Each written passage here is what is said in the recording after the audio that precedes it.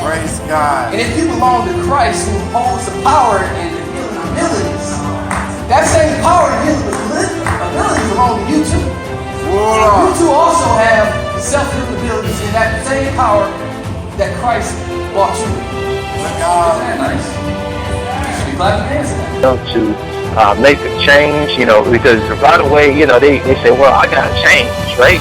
I gotta make this transformation in my life, right? Exactly how long it's gonna take, because that could be a long process. That process can. Marcus Hart Transform You Radio Show. The only radio show where you can make real results and start living in your purpose. Visit MarcusHartEnterprises.com. MarcusHartEnterprises.com.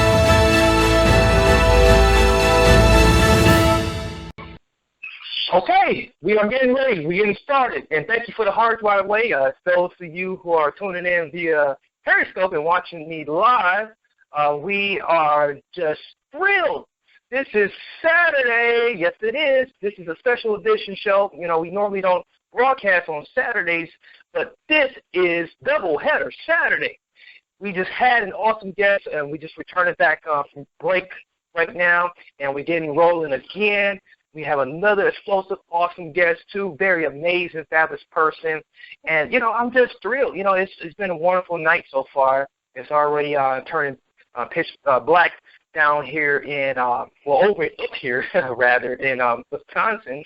And so, we just blessed. We just blessed with all the great content we getting fed today, with all the just interesting things we had learned from Kelly. Dr. Kelly was on earlier, and we're going to be blessed again with another awesome person. So before we get over to our guest, I just once again want to just thank each and every one of you guys who's just been listening in all day today and just been enjoying the program and just, receiving all this information. And if you want to join our community, if you're not a part of our community already, make sure you head over to transformubroadcast.com. That's transform, the letter U, broadcast.com. I'm telling you, you're going to find a collection of world's leading, experts, as well as their friends and my friends. And then when you bring your friends along, we all going to be friends, and we're going to be exchanging the positive love together and exchanging great content and sharing the great content that we deliver here on the Transform You live show. So with that being said, there's no other updates, to provide to you guys or no other news. I would just remind you guys that I am broadcasting live from my apartment today. I'm not in the studio today. I am at home at my apartment. Yes. So it could be quite interesting because my kids are somewhere running around in the back. So if they happen to just pop up, just disregard. Okay, and speaking of kids, the guy that we have on, the man, I should say, the young man, is Dr. John DeGarmo.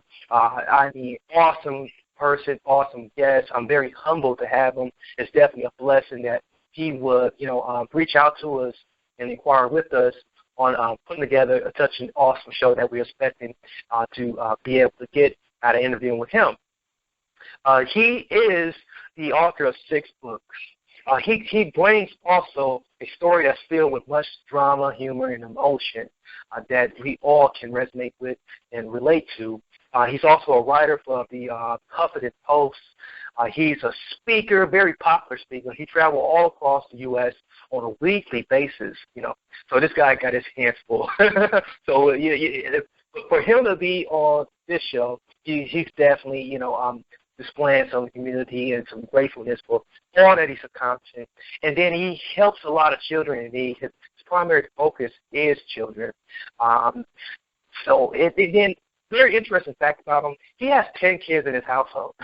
10 kids in his household and family. And we will talk about how that came about in just a second. So without further ado, let's hear it for Dr. John DeGarmo. Thank you so much for having me on the program. It's definitely a blessing to have you on, John. How you doing today? I'm doing great. I'm actually in Baltimore, Maryland right now. I just delivered a keynote speech to the foster parents in the state of Maryland and taking some downtime in a hotel room. Thank you. Oh, awesome. He's in his hotel room. You're a busy person. Okay, so tell us a little bit about yourself, John. Well, I've been a foster parent for 13 years now. My wife and I have we've had about 50 kids come through our home during that time. We have adopted 3 children from foster care. We have 3 biological children of our own. We've really devoted our lives to helping kids in need. My wife's from Australia, and we met in a performing group called Up with People. Did a lot of service around the world, and we thought, how can we serve kids here where we live? So it's kind of how it started, and from there it's branched out into lots of books and video shows and speaking engagements and this and that. Yeah. Fantastic. I guess the guest is dying to know. The study and just the huge contribution that you offer to kids everywhere. How do you manage your time? With your work life and family life. Oh my goodness! I go to work to rest. Really is the truth. I go to work to rest because when we get in our house, it's full on. We have children with lots of anxieties in our houses and lots of trauma, and it can be challenging at times, to be honest with you, when we're at home. But how do we manage time? To be honest with you, a lot of prayer, and the blessing of having a 32-hour day, because that's pretty much what I need to get 32 hours a day to get everything done. Wow. To be honest, my wife and I, when our heads hit the pillow at night, we are pretty doggone exhausted every day. Yeah, man, I definitely understand where you're coming from because in my own house I have 5 kids of my own, so I can just imagine doubling that number and then adding on some dogs. Right. So it says here that you worked in professional wrestling for a few years. What was that like? Oh dear, you're asking about the professional wrestling? Is that what you're asking about? Yeah, definitely. Oh, when I was a child, it's all I wanted to do. So my wife gave me the blessing, if you will, the opportunity to get it out of my system. And for a number of years, I traveled the country as a manager, so to speak, of the bad guys. If you ever watched it, I was like the Jimmy the Mouse, the Mouse and the Hart, or the Bobby the Brain Heenan. I was that type of guy. It was a lot of fun, and I had a great time doing it. I was on the road about 5 nights a week, and it was fun. Okay. Yeah, so was that like WWE or like more like something amateur outside of WWE? Well, it's interesting you ask. In professional baseball, there's the major league and the minor leagues, and the minor leagues will, train you, and occasionally they'll call you up to the big leagues. Well, that's what it's like in wrestling. I did a lot of minor league shows, and then occasionally I'd be called up to the big leagues, so to speak. And so yeah, it was a good time. It was a good time. My wife, to be honest with you, my wife hated it. She absolutely hated it, but she knew that it's something I wanted to do. So I'm very fortunate to have somebody who would support me in that. But that was a long time ago. Yeah. So with your kids, do you discourage them from like watching wrestling, or is it like you all get around the TV and get together and watch together like family night? They don't watch it at all for 2 reasons. My wife despises it, so I respect her in that. And second of all, it has really changed from when I watched it and when I entered it.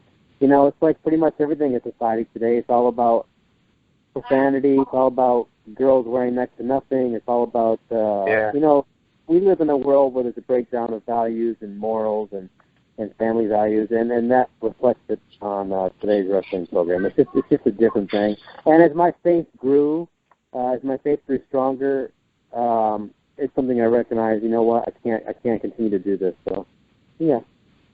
Right, exactly.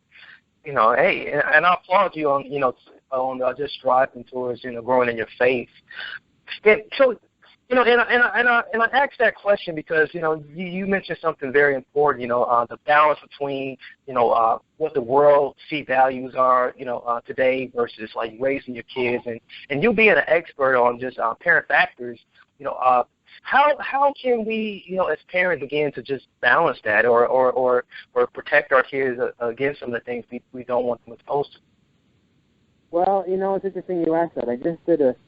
Not only did I do a keynote seminar today, I also did a training seminar called Keeping Foster Children Safe. And it is about just a great topic about how we keep today's kids safe online from the many, many dangers of online technology and social networking. It is something that parents have to decide, hey, is this something that's important to us, and then make a consistent, and I mean day-to-day consistent effort to monitor what their children are doing online, to monitor who their contacts are, who they're associated with, to monitor and to just to make sure that the kids are being protected. I often tell my foster parents that I train that I am not my child's friend. I am my child's parent. When my child becomes, 20 years of age, I'll be their friend then. But right now, I'm their parent and I'm keeping them safe.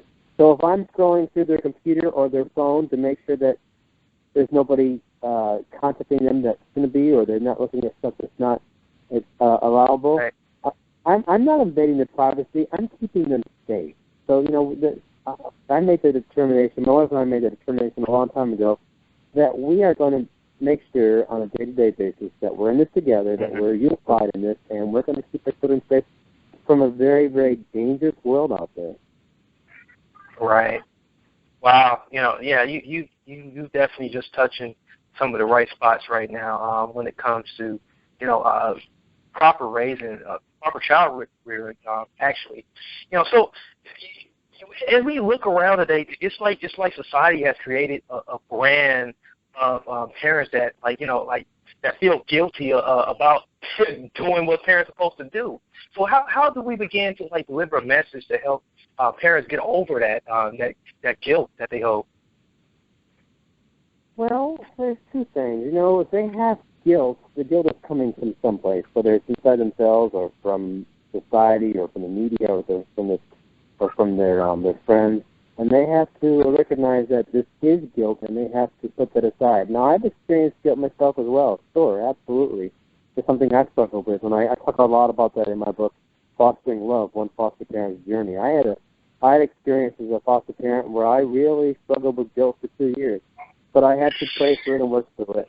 And then foster parents in general have to just appreciate the fact that, you know what, if I'm not going to keep my child safe, then who is? If I'm not going to protect my child, then who is? That is the responsibility of being a parent, is making sure that you walk hand in hand with your child and guide them and teach them and protect them. It's not just something you do once in a while. It's something that you do every single day. Definitely. Oh, I love it. You definitely are like the poster child for what a parent should look like, and so do you get any conflict that between your values and beliefs on how your children should be raised versus your spouse? Well, or is it a collaborative effort? It's a very collaborative effort. Fortunately for me, my wife has trained me pretty darn good. Of course we have disagreements from time to time, but my wife and I. First of all, we were friends for a very, very long time before we became romantically involved. So I think that deep friendship developed a healthy dose of respect for each other. Because my wife is my best friend, and so we discuss everything, of course, pray about everything. But parenting is a two-person. If you're married, if you have a partner, it's a two-parent job. You can't let one person do the majority of the parenting or the disciplining, because there's going to be resentment there. There's going to be some type of frustration or burnout there. So if my wife and I have a discussion about something, we're going to discuss it, and we're going to talk about it. And that's normal. It's normal to have disagreements because it's two people. They're not exactly alike. But we make sure that we are consistent in our parenting and our discipline. And, we'll discuss what the discipline of the concept might be before we, sometimes before we talk about this with the child. Okay. Yeah, and consistency is so important, you know, especially when you got 10 kids. Oh, my God. You know, it's so easy to, you know, jump off that consistency train, you know, when you got a underlying goal for, like, how you raise your kids. Have you found yourself, like, you know, ever, treating kids a little bit differently than the others because of personalities, or is it just consistent all across the board? Well, when you have 50-plus children come to your home, and my oldest biologically is 18 years of age, although I do have a child who's 25 who considers us mom and dad, a former foster child. And I've adopted 3 kids, and some of them are very, very young. So I have the whole gamut of ages in my home. And I'll be honest with you, there are times where my wife and I are a little tired, we're a little exhausted, we're a little worn out, and one might let it slide, and the other one might say, hey, we got to be consistent, and it's just a reminder of, oh yeah, you're right, we can't let this thing slide. We have to. We've got to remain consistent in all that we do, because if you don't, then it just breaks down. It breaks down in so many different ways. Now, I do think this. I have certainly learned as a parent from the past 18, 19 years now, and every child is different. So what might work for one child may not work for another child. As a foster parent, I discipline my foster children very differently than I might discipline my own children. Now, my own kids, I'm not afraid to give them a spanking to the young ones if they've done wrong. If we discuss it and they continue to make their poor choices, a little spanking for one of them, a gentle spanking, of course, might direct one to the right area. But for my foster kids, they don't get that. So it's a different form of discipline, if you will. And, again, every child's different, so you got to find out what form of discipline works for that child. Okay. So with your book, you mentioned your book here earlier. Do we find a lot of this type of information like loaded in your book? Is it like the Bible for parents? No, I do have a book called The Foster Parenting Manual, which is like a Bible, if you will, for foster parents. I wrote it after I did my doctorate in foster care. I realized that there's no book, there's no handbook, there's no manual for foster parents. So I went back and asked myself, what did I wish I learned as a foster parent when I went through training, and what do I still need to know today? So that's what that is. My book, Fostering Love, and The Sequel, Love and Mayhem, are two very honest approaches of what it's like being a foster parent. I don't sugarcoat it. I say, this is the hardest I've ever done. I say, these are the challenges I've had, the frustrations I've had, sometimes the challenges of my own faith. I also talk about the struggles and the joys and the successes and the heartbreak and the heartfelt joy. And I say that this is hard, but it's also the most important thing I've ever done. So it's a book that not only do foster parents pick up, but it's a book for anybody who loves children to pick up and become inspired. It's a book that you'll be laughing on one page and crying on the other, because it's a book full of I lay all of the emotions out that I go through, and I don't sugarcoat it at all. I just say, hey, this is what it's like. Definitely. Wow, yeah, and I like that. Honesty. More honesty, more actual. Just laying it all aside. And giving people the nitty gritty. That's very important. I'm pretty sure readers out there would appreciate that. If they were to pick up your book. Now, tell us a little bit about your radio program, Parent Factors. Oh, thanks. So a number of years, I have done traditional radio, if you will, with the DJ, both in Australia and in the various states in America. And that was 20-some years ago. And then recently, about 3 years ago, I thought, you know what, I missed it. The radio's so different today, so I have something called Parent Factors with Dr. John. And it's a 30-minute program we tape once a week, and we talk about all things parenting. I mean all things parenting. Right. And you can download the archives on my website. And every week we have a different guest on there that's some type of parent expert, if you will. So it's a great program. It's for anybody who is parenting a child in their life, whether it's a grandparent or a guardian or an aunt or uncle or mommy and daddy. Yeah. Mm-hmm. Great. So now, just some of the things that you offer, in your books, particularly, would you say that is, pretty, adaptable, by anyone? Is it more geared towards new foster parents, or just those who've been foster parents for quite a while? Which book is that? Are you referring to the Foster Parenting Manual or the book Fostering Love? Yeah. Well, Fostering Love is written for anybody. I wrote it initially. I wrote Fostering Love, One Foster Parent's Journey. I wrote that book because I wanted, before I was a foster parent, I really didn't understand what the foster care system was like. I didn't understand what the challenges foster kids went through. I didn't really know what foster parents did. I thought they were a little strange, a little unusual, to be honest with you. And that's true. We had to be a little odd to do what we do. That's true. But I wanted to write a book where I wanted to show those people who had no clue what it was like. I wanted to encourage and inspire other people to reach out to children in foster care. And I've been very, very fortunate. It's been an inspirational bestseller on lots of lists. So perhaps I've done this job, Brad. Definitely. Wow. Yeah. You definitely you are sparking some general interest for me myself. Especially as a young parent. I got tons of questions. We could probably do this all day. But let's talk a little bit more about what type of information or what type of initial things would you recommend to someone who's considering becoming a foster parent? Well, to begin with, they have to discuss it. If they're married, discuss it with their spouse, discuss it with their partner. And they have to both be on board, because it's not something one parent can do and the other parent not want to do, because it will tear a marriage apart. It is very, very challenging. It's very, very demanding. It's pretty much a 24-hour, 7-day-a-week, 365-day job a year. You're bringing a child into your home that has suffered from some type of trauma and suffering from some type of anxiety.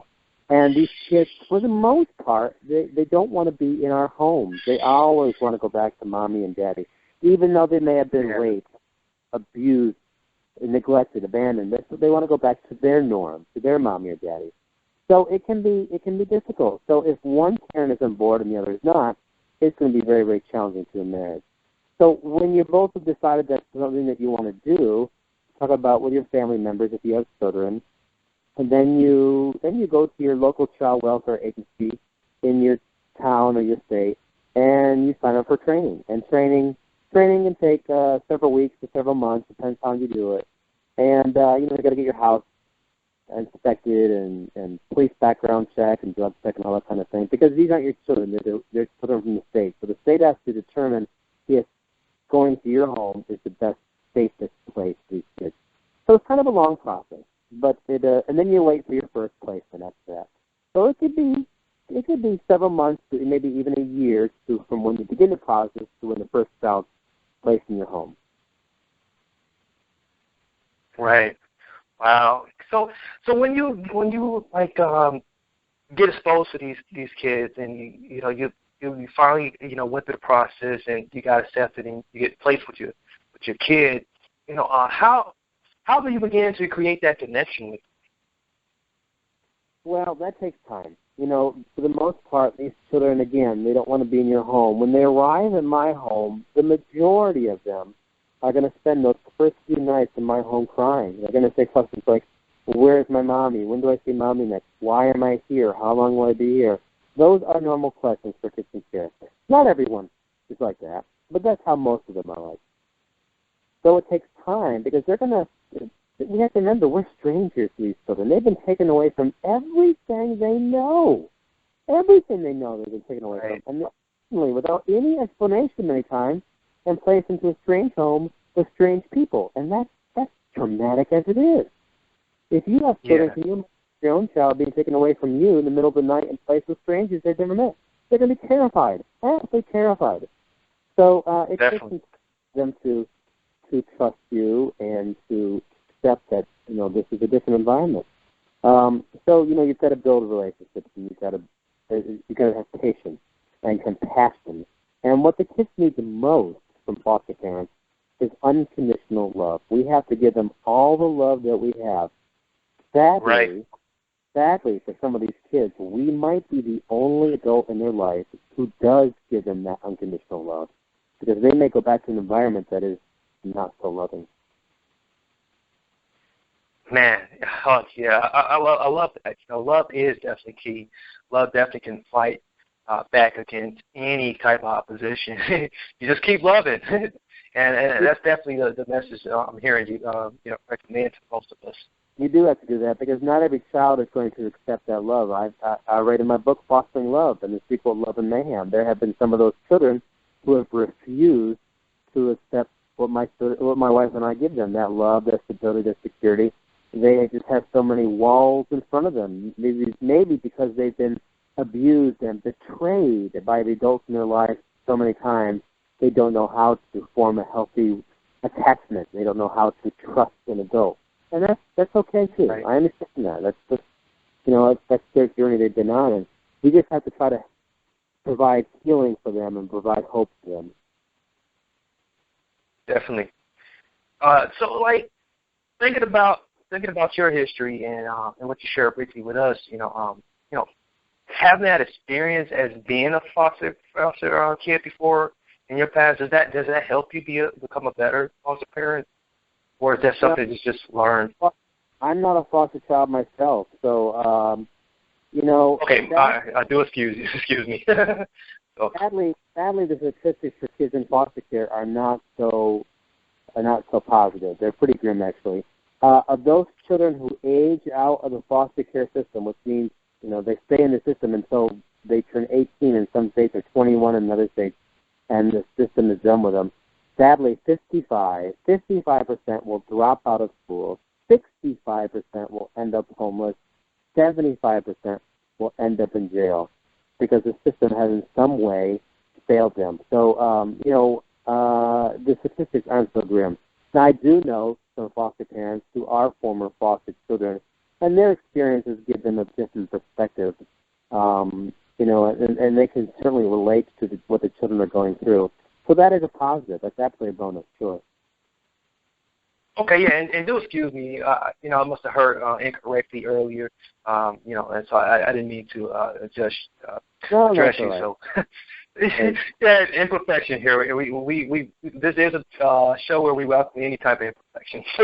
So looking at your new book. Now, this is your newest book here. Helping foster children in school. Is that the newest book? That is the newest one. It came out last year.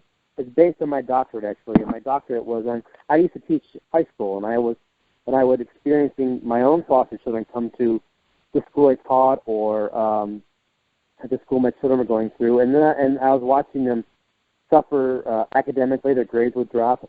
They're usually about a year and a half behind in school, and I would watch their behavior go up because schools are not equipped. They're not equipped to care for children in foster care. Today's teachers. Yesterday's teachers, it doesn't matter. Teachers are not trained on how to handle the challenges of foster care kids go through, and it's such a different challenge than your normal child. School counselors, school administrators, and they have no training. There are no resources out there for teachers. So that's what the book's about. It's for teachers, it's for caseworkers, it's for foster parents, all to come together to try to prevent 55% of the kids dropping out of school.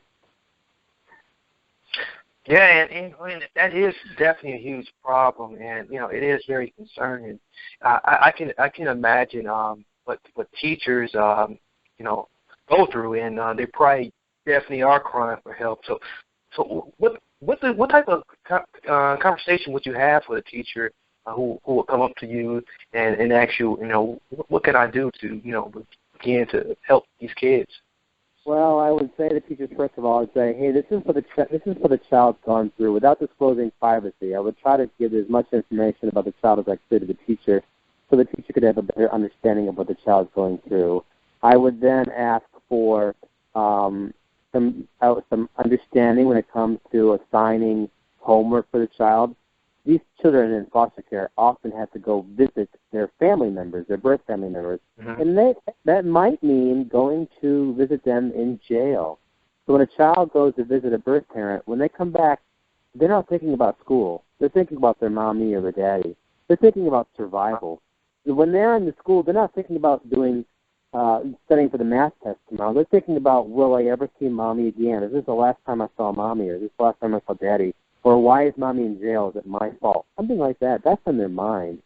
So I ask my teachers to give consideration when they assign homework. I might ask them, hey, can you please give the child a couple more days to do the homework assignment? Or maybe today's not a good day for a test because last night he just saw mommy and mommy was upset and the child's now, it's now internally disturbing the child.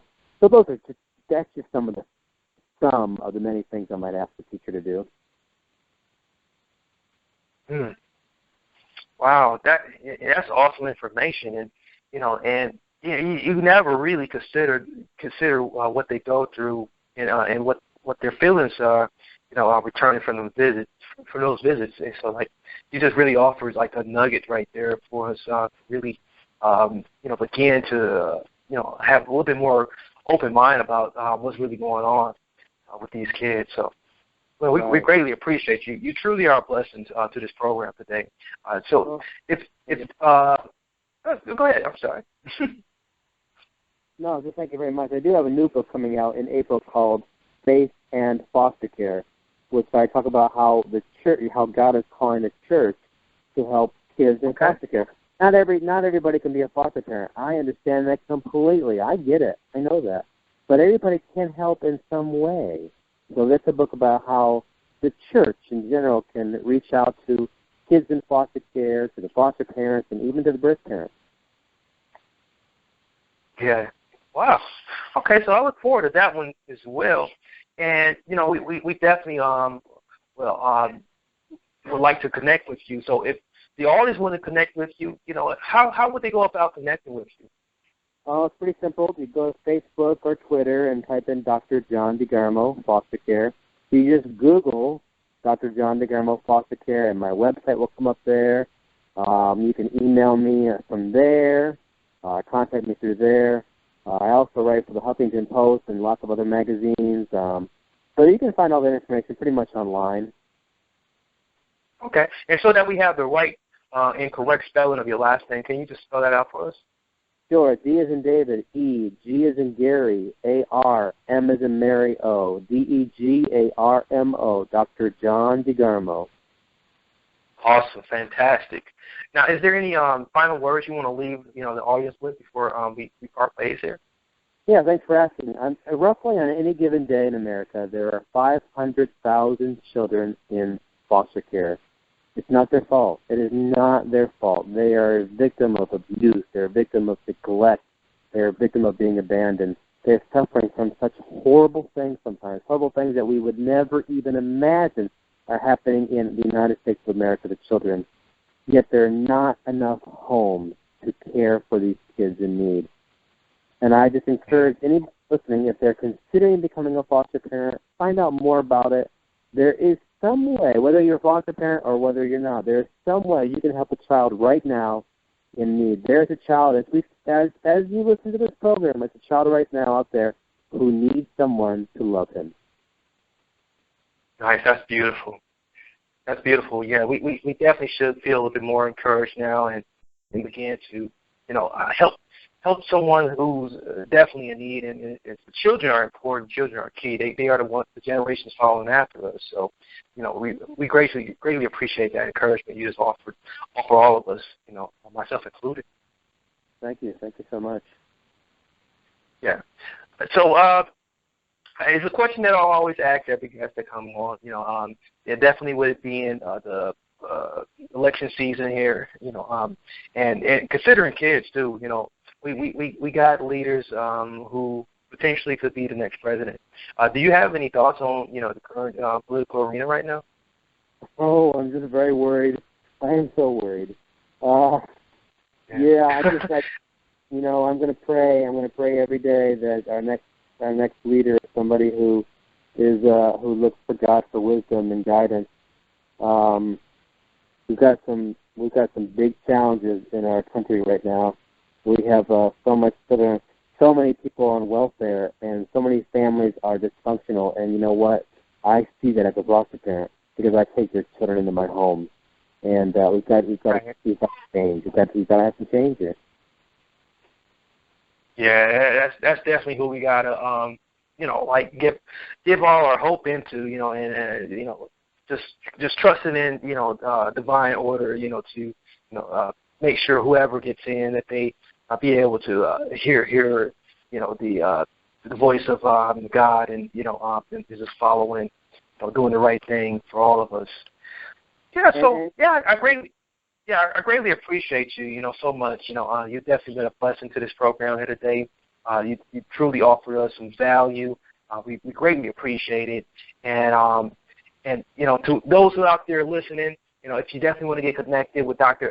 John DeGarmo, he did gave you the best way to reach out to him. That's simply through Google, and the recording of this interview will be archived directly on our website as well as our YouTube channel. So feel free to reach out to us. Feel free to get connected with John DeGarmo, as well as the rest of our world of leading world's experts and friends and their friends as well. I'm getting a little tongue-tied here. Throat is a little bit of dry. We went back-to-back here today, so it was an awesome time. I really enjoyed myself. I know you guys got a lot out of it. And to all my replay viewers, thank you so much. And continue to replay this recording as well as many others over and over and over again. And make sure you share. Sharing is very important.